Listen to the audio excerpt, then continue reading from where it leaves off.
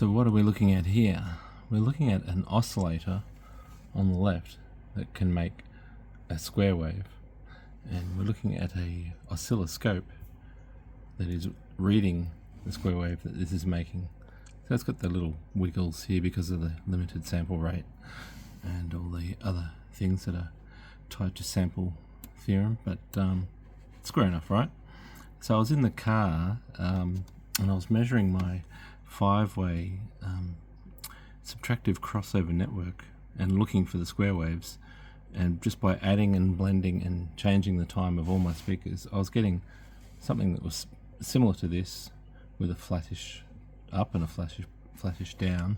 And if you move the quantity or time of certain speakers, then it would start to wiggle around and look different.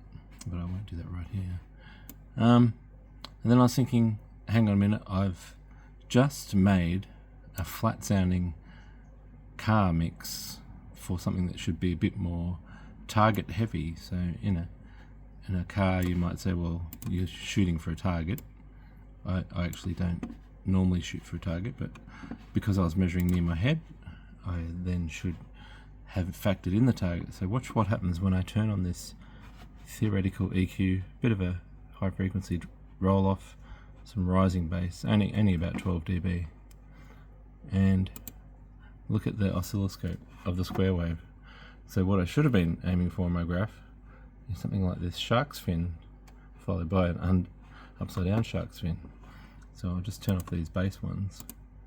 So you can see when you take treble off, you can square wave starts to go away at the start, and then it's not just the square wave of any sort, it's the frequency of the square wave that matters too. So here's the effect of the target or cabin gain on my perfect waveform, the two shark's fins from a square. But if I go up an octave, so that's starting at 100 Hertz, and this is 200 Hertz, flips upside down to perfect triangles.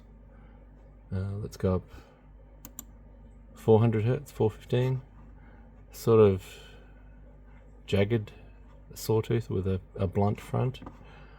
Let's go up another octave, 830 Hertz, almost getting square again because this middle area is not so affected by the cabin target or gain.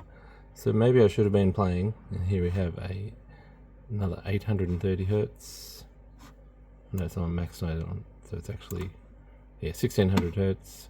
Maybe I should have been playing a 1600 Hertz wave and been using that. So you can still see it's not flat on the top, and it goes up depending on how much cabin gain you've got. So I'm just turning down the bass here on the thing, turning up the bass, turning down the bass. So if I'm looking at this square wave and trying to turn up my bass and work out how much bass I need, I can be looking for this amount of rise. But anyway, I was pretty surprised by the fact that I could get this anyway, something like that in the car, and we'll see that in a later video. Adios.